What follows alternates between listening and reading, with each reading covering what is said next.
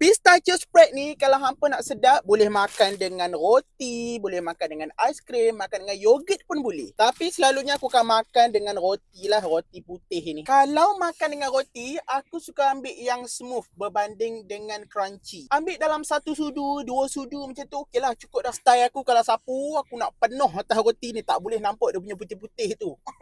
Biar dia tutup semua. Dah sapu dengan pistachio macam biasa, katuk 2, letak banyak-banyak. Mari mak, mari kita makan. Sedap. Ini adalah antara pistachio spread yang aku suka. Aku ambil ni berapa gram yang ni 500 gram. Dia ada satu lagi kot, 170 gram ke. Nampak tak tu? Dalam dia. Dia tak manis sangat. Rasa pistachio dia kuat. 500 gram ni aku rasa tak sampai 3-4 hari habis dah.